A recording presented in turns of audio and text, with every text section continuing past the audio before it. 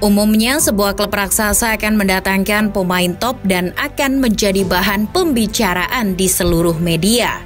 Namun tidak dengan pemain-pemain berikut. Pemain-pemain ini dibeli oleh suatu klub tapi secara diam-diam. Tak banyak orang membicarakannya. Bahkan ada beberapa yang justru kabarnya tenggelam dengan transfer lain yang dilakukan oleh klub yang sama.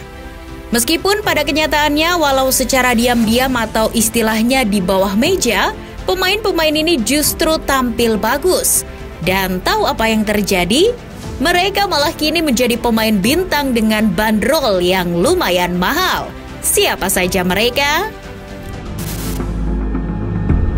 Marcelo Vieira nyaris saja bergabung dengan Sevilla. Ia sudah berangkat ke Spanyol untuk menandatangani kontrak. Namun Real Madrid tertarik untuk meminang Marcelo. Tentu Marcelo mengiyakan. Akhirnya ketika mendarat ke Spanyol, ia bukan ke Sevilla tapi ke Madrid.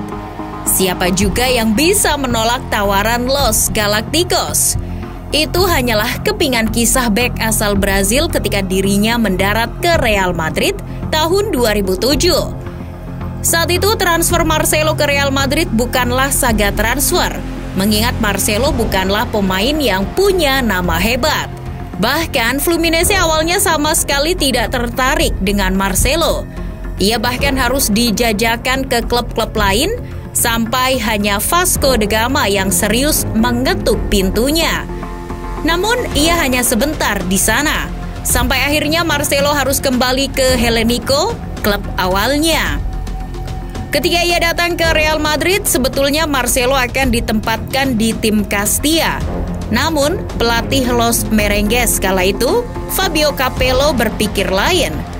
Capello melihat bakat luar biasa dalam diri Marcelo dan memberinya kesempatan di tim utama.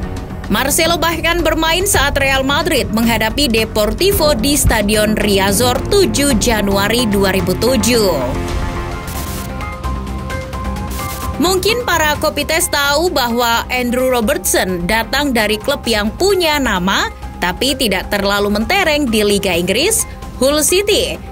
Namun ketika Liverpool mendatangkan Robertson usai musim 2016-2017 tuntas, tidak ada peliputan yang masif terhadap transfer tersebut. Hal itu wajar saja karena Liverpool membeli Robertson dengan harga 8 juta pound sterling yang kala itu terbilang murah. Awalnya tidak ada yang berpikir bahwa Robertson akan menjadi pemain yang sehebat ini. Apalagi ketika itu Liverpool sedang dalam upaya merebut kembali Liga Primer.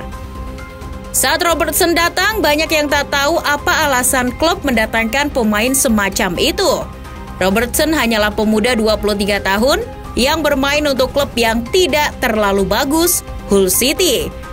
Ia juga menjadi fullback yang sedikit aneh.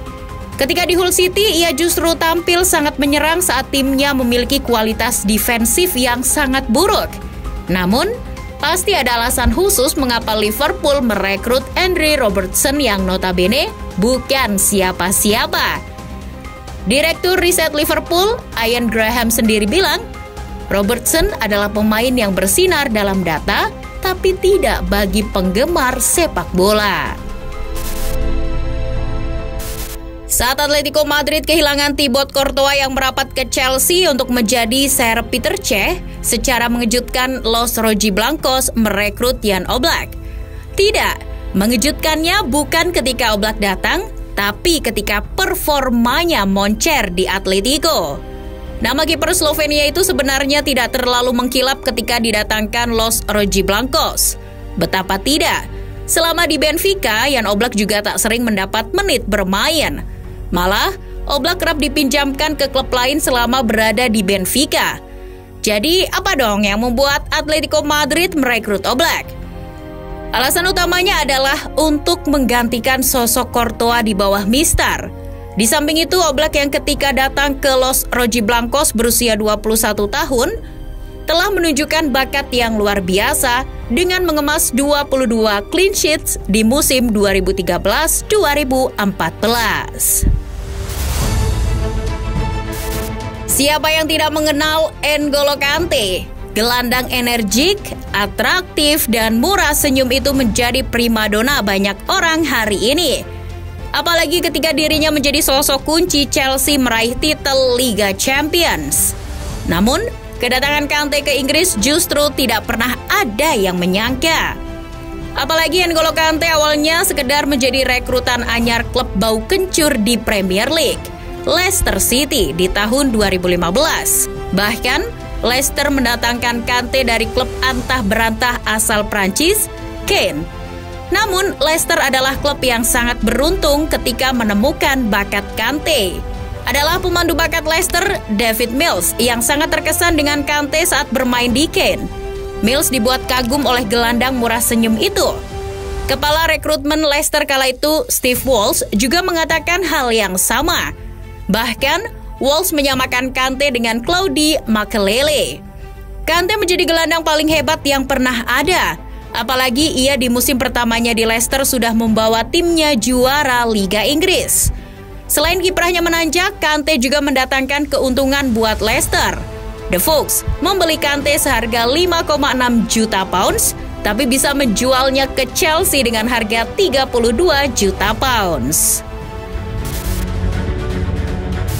Orang pasti cenderung menyoroti nama Lionel Messi, Kylian Mbappe, atau Neymar ketika membicarakan soal PSG. Tapi sebetulnya sosok Marco Verratti lah yang menjadi pemain vital di tubuh Les Parisiens. Selain itu, ia adalah rekrutan diam-diam PSG yang kini menjadi bintang. PSG mengontrak Verratti tahun 2012 dari klub rendahan di Liga Italia, Pescara.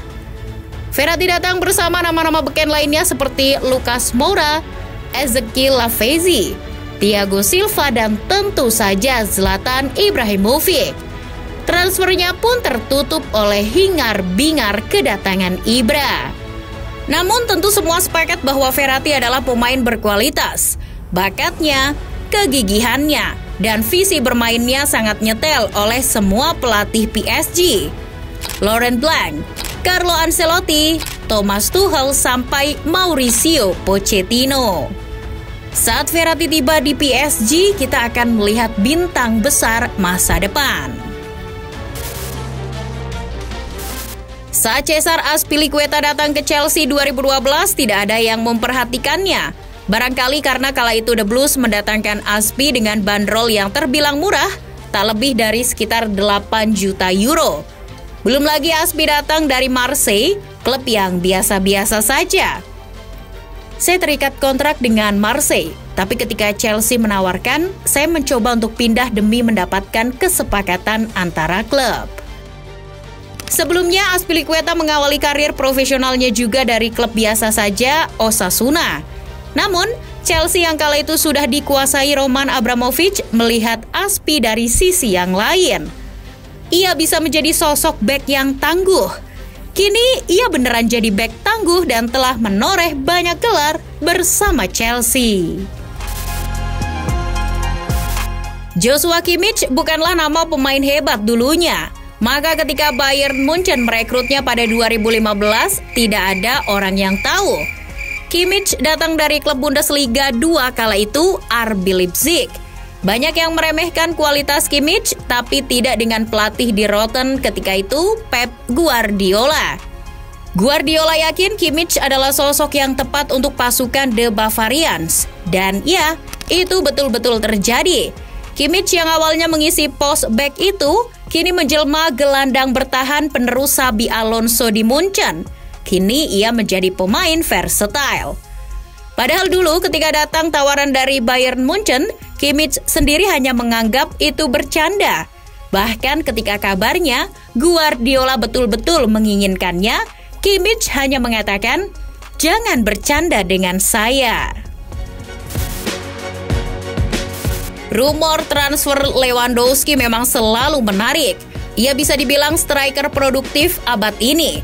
Tapi, ia awalnya bukan apa-apa ketika Dortmund merekrutnya. Bahkan Lewandowski beberapa kali dicampakkan klub-klub Polandia karena tubuhnya yang tidak ideal. Namun klub saat melatih Dortmund melihat ada yang luar biasa dalam diri Lewandowski. Ia pun mendatangkan Lewy ke Dortmund. Itu pun kedatangan yang bukan hanya diam-diam, tapi malah seperti tidak disengaja. Karena Lewy sebetulnya akan terbang ke Inggris dan bergabung ke Blackburn Rovers sebelum akhirnya batal lantaran sebuah bencana. Dan Dortmund merekrutnya dengan harga yang terbilang ekonomis, yaitu tak lebih dari 5 juta euro.